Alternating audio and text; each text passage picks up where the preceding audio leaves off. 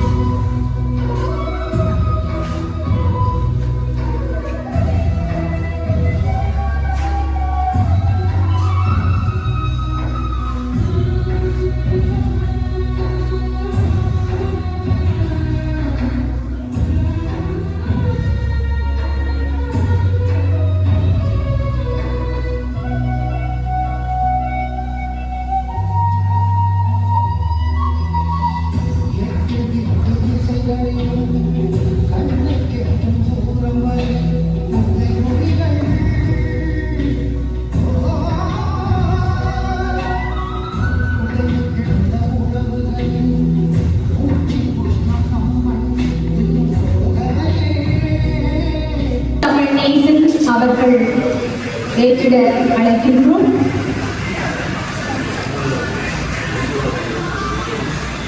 அனைவரும் எழுந்து நின்று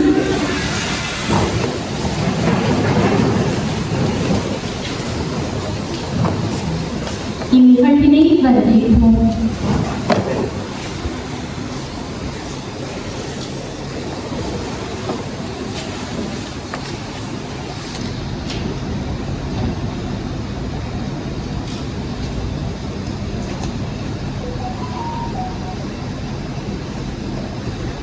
நாம் அனைவரும் வரிசையாக மௌன வணக்கத்தை தொடர்ந்து மத வணக்கத்தை செலுத்துவோம்.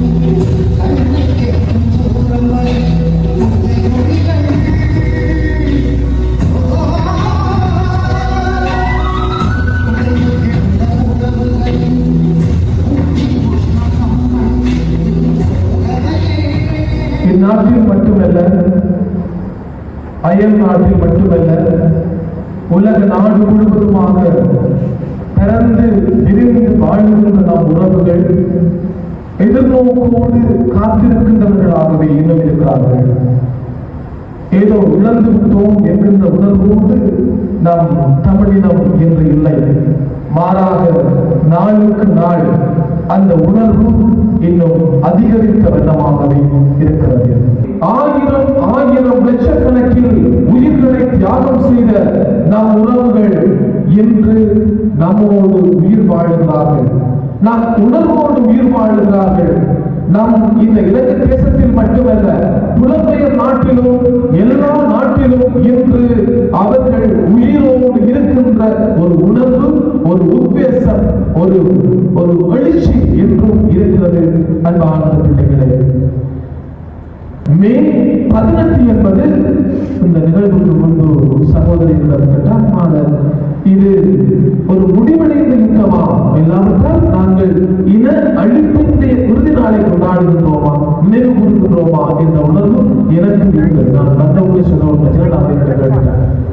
அதாவது இன அழிப்பினுடைய நாள் என்று நாம் சொல்ல முடியாது. இன உணர்வுகளை தூண்ட நமக்கு கொடுத்த ஒரு வாய்ப்பு என்று சொல்ல முடியும். அது மட்டுமல்ல, இந்த மே 18 என்பது ஒரு இன அழிப்பு தினம் அல்ல, மாறாக இது ஒரு இன எழுச்சி நாள், எல்லாவற்றால் நினைவேந்திருக்கிறார் என்றுதான் நாம் இதனை சொல்ல வேண்டும். இன்று 22 ஆசனங்கள் கிடைக்கப்பெற்ற தமிழகத்துக்கு இன்று எத்தனை ஆசனங்கள் கிடைக்கிறது?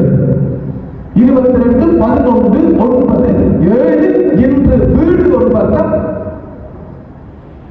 அடையாளம் ஒரு பக்கம், பெயர் ஒரு பக்கம், வீடு ஒரு பக்கம், தமிழ் தேசிய கூட்டமைப்பு இன்னொரு பக்கம்.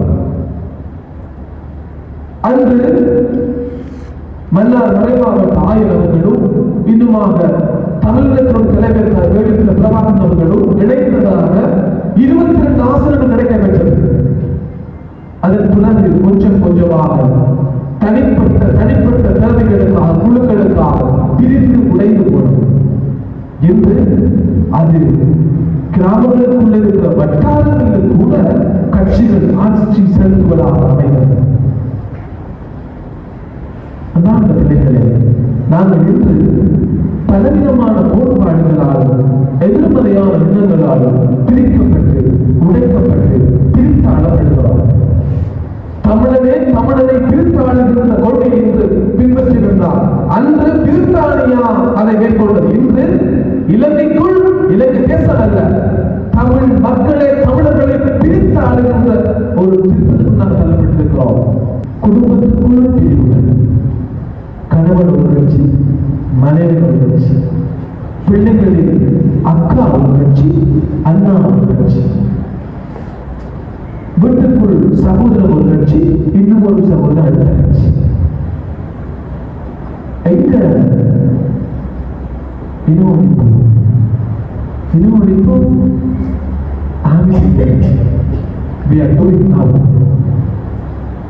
நாங்களே நம் இனத்தை அழித்துக் கொண்டிருக்கிறோம். நாங்கள் நம் இனத்தை இன்று அழித்துக் கொண்டிருக்கிறோம். இன்றைக்கு நாங்கள் மாவீரர் காலம், இந்த நினைவேந்தல் இதை நினைவுகூர்கிறோம் என்று சொன்னால், இது ஒரு உணர்வு பூர்வமாக மாற வேண்டும் என்று சொன்னால் எம்முடைய வேற்றுமைகள் களைய வேண்டும். தமிழ் இனம் என்கின்ற ஒரு நிலைப்பாடு மட்டும்தான் வர வேண்டும். நாங்கள் அவர்களுக்கு செய்கின்ற அஞ்சலி என்பது வெறுமனவே வார்த்தைகளாலே இருக்கக்கூடாது. அவர்கள் எதற்காக, இந்த எண்ணத்திற்காக தங்களை எல்லாம் தியாகம் செய்திருந்தார்களோ, அவர்களுடைய துன்பங்கள், துயரங்களை எல்லாம் நாங்கள் உண்மையிலே எத்தனை வகையான அடக்குமுறைகளிலே ஒடுக்கப்பட்டு அவர்களுடைய இந்த அழிப்பு ஏற்பட்டிருந்தது என்பதை எல்லோரும் அறிந்திருக்கின்ற விடயம். ஆகவே நாங்கள் அவர்களுக்கு கொடுக்கப்படுகின்ற அந்த அஞ்சலி, அவர்களுடைய எதிர்பார்ப்பு, அவற்றை கனவுகளை நினைவாக்க வேண்டியது ஒவ்வொரு தமிழர்களுடைய இன்றியமையாத கடமையாக இருக்கின்றது.